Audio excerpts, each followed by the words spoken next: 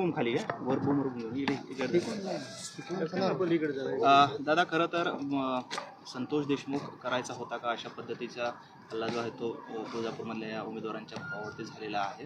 काय नक्की एकंदरीत माहिती आहे या सगळ्या प्रकरणातली आणि काय पुढची भूमिका असणार? मी आता त्यांना प्रत्यक्षात भेटलो आणि त्यांच्याच तोंडातनं मी ऐकलं की प्रकार किती भयंकर होता.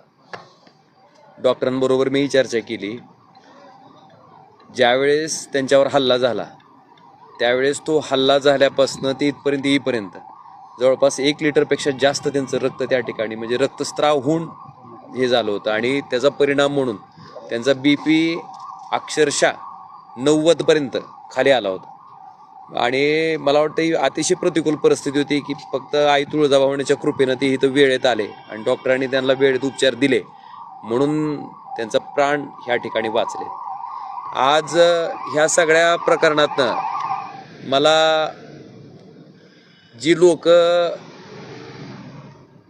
पुढच्या माणसाचं समर्थन करतायत किंवा ह्या गुंडगिरीचं समर्थन करतायत त्यांना मला हाच प्रश्न विचारायचा आहे की अशा पद्धतीनं तुमच्या कुटुंबातल्या एखाद्या व्यक्तीवर जर प्राणघातक हल्ला झाला असता तरीही तुम्ही त्याचं समर्थन केलं असतं का? तरीही तुम्ही त्याची पाठराखण केली असती का?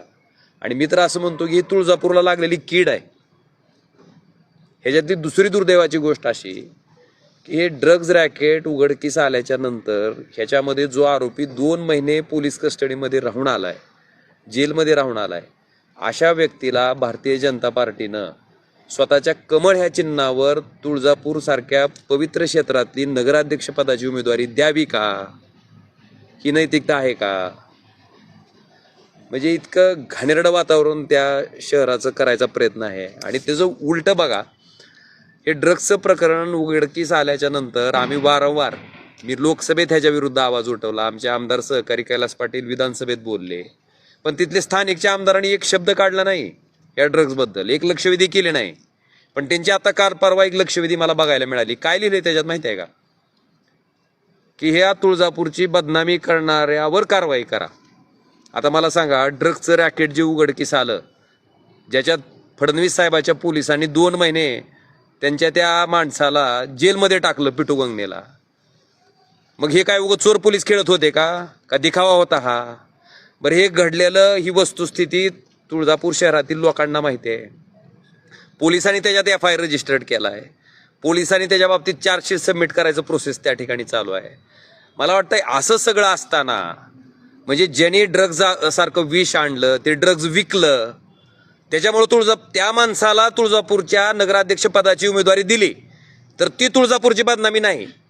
पण ड्रग्सचं रॅकेट उद्ध्वस्त झालं पाहिजे, ह्याच्यातला माणूस ना माणूस शोधून त्याला जेलच्या मध्ये टाकलं पाहिजे.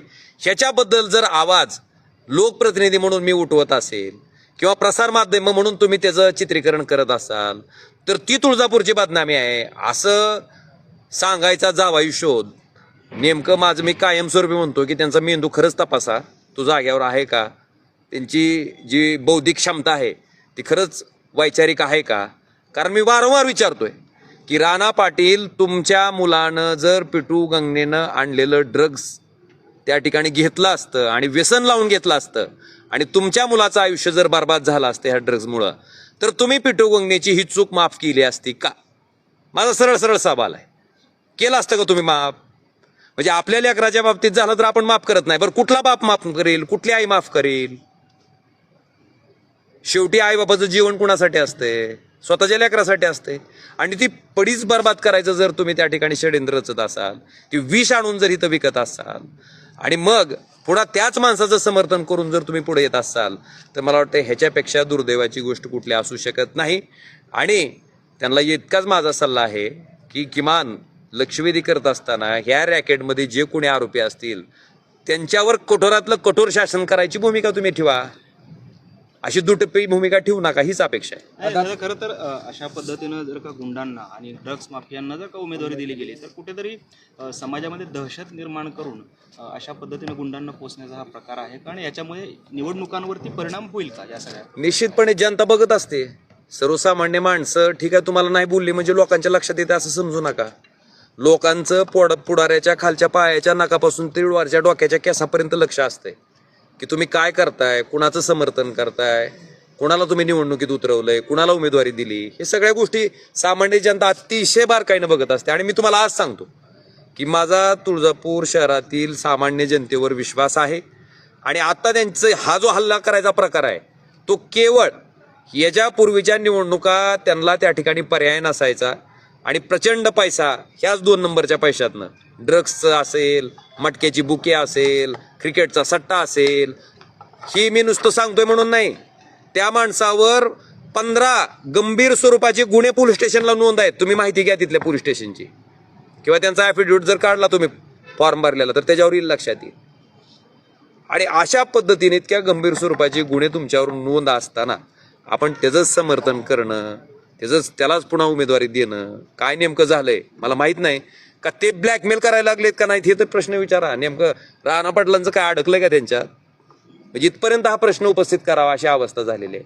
कारण इतक्या वाईट परिस्थितीमध्ये कुणीही राजकीय नेतृत्व करणारा माणूस अशा माणसाचं समर्थन कधी करू शकत नाही आणि केलंच नाही पाहिजे ह्या मताचा मी आहे. पण जे चाललंय ते अतिशय दुर्दैवी आहे. आणि ह्या सगळ्या 2 नंबरच्या धंद्यातनं आलेल्या पैशातनं ही केलेलं कृत्य आहे की आपला पराभव दिसतोय. मला सांगा, कुठून आले गावठी कट्टे, कुठून झाली फायरिंग, इतकी मस्ती. समूहानं जायचं, हातात कोयते घेऊन जायचं, सत्तूर घेऊन जायचं, रिव्हॉल्वर घेऊन जायचं, गोळीबार करायचा. ही काय पद्धत आहे नेमकी? काय दाखवायचंय तुम्हाला? जनता निश्चितपणे ह्याचा हिशोब घेईल. फक्त एक माणूस म्हणून मला त्यांना एवढंच विचारायचंय की अशा प्रवृत्तीच्या लोकांचं समर्थन करून नेमकं आपण काय मिळवू पाहतायत आणि काय संदेश देऊ पाहतायत, काय म्हणावं लागेल आता. आई तुळजाभवानीच्या पदस्पर्शानं पावन झालेली तुळजापूरची भूमी आहे. पण एक मला आपण म्हणतो की ज्यावेळेस पापाचा ज्यावेळेस उद्रेक होतो, पाप वाढतं, तेव्हा परमेश्वरच कुणाला ना कुणाला तरी पाठवत असतो कुणाच्या तरी रूपानं त्या पापाचा नायनाट करण्यासाठी, त्या पापाचा अंत करण्यासाठी. त्याच्यामुळं निश्चितपणे ह्याही पापाचा अंत होणारच आहे. फक्त अपेक्षा इतकीच आहे की आपण त्या ठिकाणी जे करतोय ते योग्य आहे का अयोग्य आहे हे कळण्या इतकी तर आपण आपली नैतिकता, आपली बुद्धी आपण जागृत ठेवली पाहिजे. कारण आपण लोकप्रतिनिधी आहेत आणि लोकप्रतिनिधी म्हणून आपण जे करतोय, ज्या गोष्टीचं समर्थन करतोय ते योग्य आहे का अयोग्य आहे इतकं तरी सद्विवेक बुद्धीनं विचार करून आपण निर्णय घेणं अपेक्षित आहे. दादा, तुमच्या कार्यकर्त्यावरती ज्यावेळेस हल्ला झाला त्याच्या अगोदरचे काही फोटो जे आहेत ते समाज माध्यमात व्हायरल होत आहेत की त्यामध्ये मद्याची पार्टी जी आहे, दारूची पार्टी जी आहे ती केली होती, अशा पद्धतीचे फोटो मला एक जणानं आत्ताच टाकले, हो का तुमच्या, हो का